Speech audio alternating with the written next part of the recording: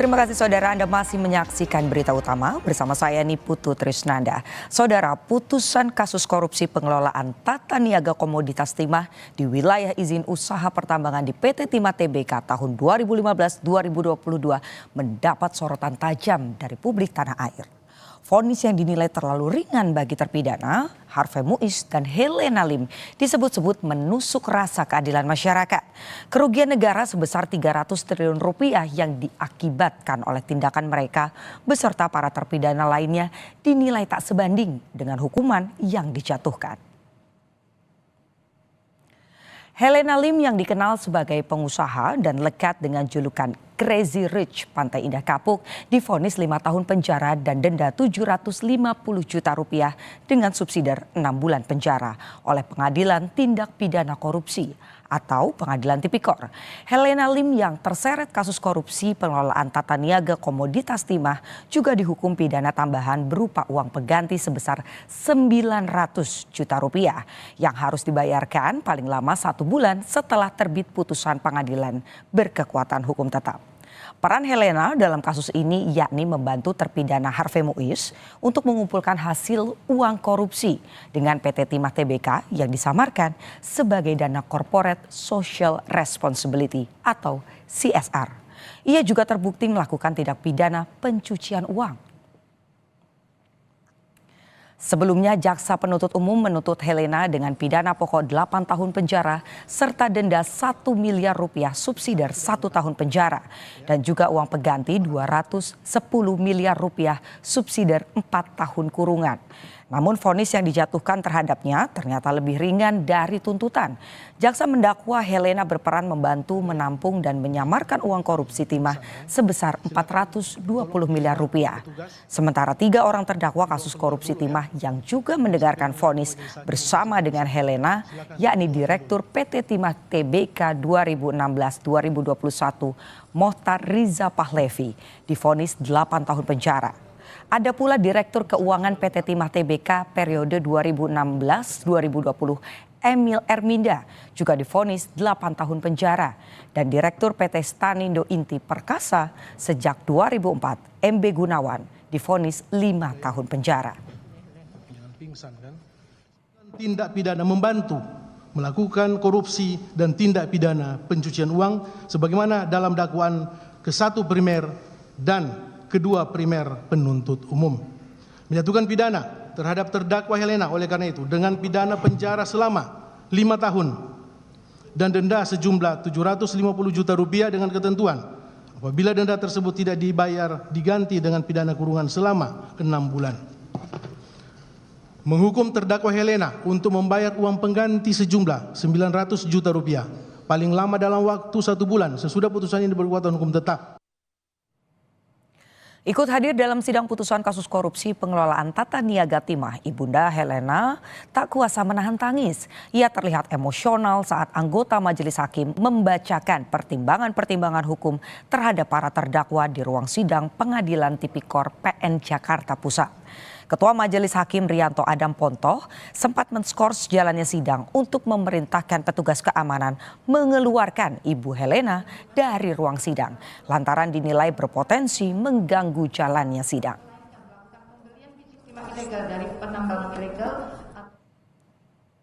Selain Crazy Rich Helena Lim, sosok Harvey Muiz juga menuai perhatian dalam kasus ini, saudara. Majelis Hakim menjatuhkan vonis terhadap Harvey Muiz, yakni pidana penjara selama 6 tahun 6 bulan atau 6,5 tahun penjara dalam kasus korupsi pengelolaan tata niaga komoditas timah di wilayah izin usaha pertambangan di PT Timah Tbk tahun 2015-2022. Harvey juga dikenakan pidana denda 1 miliar rupiah subsidi 6 bulan kurungan serta membayar uang pengganti sebesar 210 miliar rupiah. Hakim juga memerintahkan barang bukti aset milik terdakwa dirampas negara dan diperhitungkan sebagai uang pengganti kerugian negara. Vonis terhadap Perpanjangan tangan PT Refine Bangkatin tersebut menuai perhatian lantaran jauh lebih ringan dibandingkan tuntutan jaksa, yakni pidana penjara 12 tahun dan denda 1 miliar rupiah. Subsidi 1 tahun kurungan dan uang pengganti sebesar 210 miliar rupiah. Harvey terbukti secara sah dan meyakinkan bersalah melakukan tindak pidana korupsi serta tindak pidana pencucian uang pengelolaan tata niaga komoditas timah di wilayah izin perusahaan di PT Timah Tbk tahun 2015-2022. Harvey berperan sebagai perpanjangan PT RBT yang bekerja sama dengan Direktur Utama PT Timah Tbk kala itu, Mohtar Riza Pahlevi, untuk mengakomodasi pertambangan timah ilegal dengan tameng sewa menyewa peralatan processing peleburan timah. Jaksa juga mengungkap bahwa Harvey meminta sejumlah smelter yang diminta untuk bekerja sama menyisihkan sebagian keuntungan untuk diserahkan padanya dan beberapa pihak yang terlibat lainnya.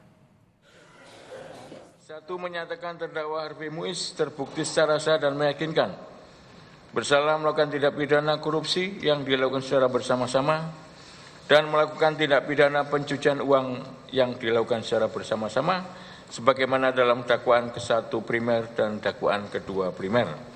2, menjatuhkan pidana kepada terdakwa dengan pidana penjara selama 6 tahun dan 6 bulan. Vonis terhadap para terpidana kasus korupsi timah yang dinilai ringan turut mendapat perhatian dari Presiden Prabowo Subianto. Prabowo menyebut koruptor yang merugikan negara hingga ratusan triliun rupiah harusnya divonis 50 tahun penjara. Hal ini disampaikan Prabowo saat menghadiri acara Musyawarah Perencanaan Pembangunan atau Musrenbang di kantor Bappenas Jakarta. Meski tidak menyebut secara gamblang, namun pernyataan Prabowo diduga mengarah pada kasus dan sosok tertentu. Prabowo bahkan meminta jaksa segera naik banding atas vonis ringan koruptor. Kalau sudah jelas melanggar, jelas mengakibatkan kerugian triliunan, ya semua unsurlah. Terutama juga hakim-hakim, ya vonisnya jangan terlalu ringan lah.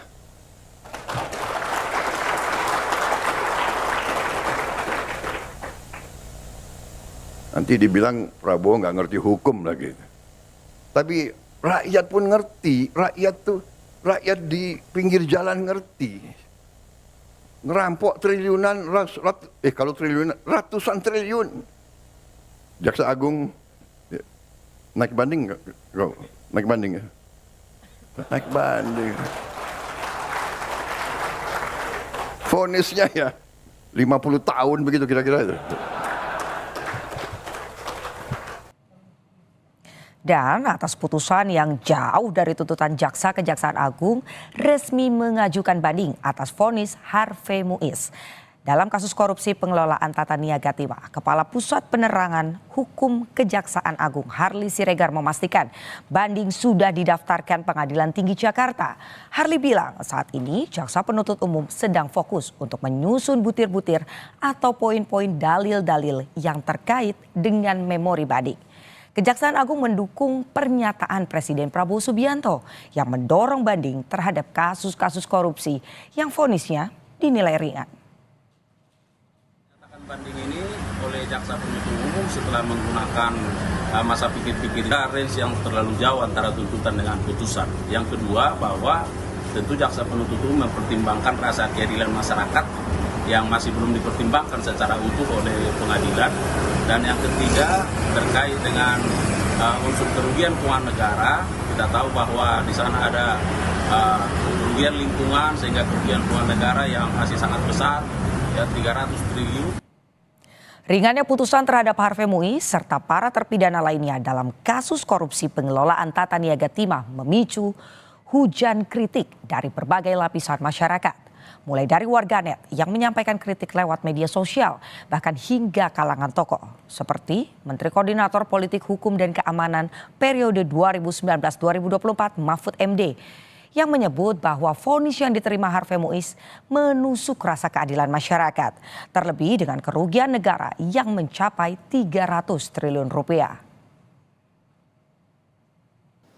Itu sungguh menusuk rasa keadilan. Karena apa? 6,5 tahun itu kok kecil sekali bagi orang yang menggarung kekayaan negara. 300 triliun hanya diambil 210. Lalu ada yang mengatakan, Pak itu 300 itu kan potensi. Bukan potensi. Itu sudah disampaikan bahwa itu kerugian keuangan negara. Bukan kerugian perekonomian negara.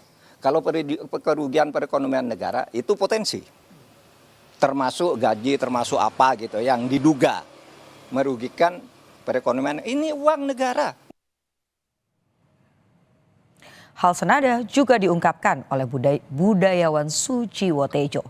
Dalam unggahannya di media sosial 24 Desember 2024 di laman akun Instagramnya, Sujiwo Tejo menyindir vonis ringan Harvey Muiz dan mengaitkannya dengan kebijakan kenaikan PPN menjadi 12%. Ia juga berkelakar jika vonis sudah adil jika dihitung berdasarkan persentase PPN. Ia menilai secara matematis hukuman ideal seharusnya 17 tahun. Tetapi yang diambil hanya 12% saja. Vonis dalam kasus korupsi pengelolaan tata niaga timah khususnya pada Harvey Muiz dan juga Helena Lim dinilai tidak adil.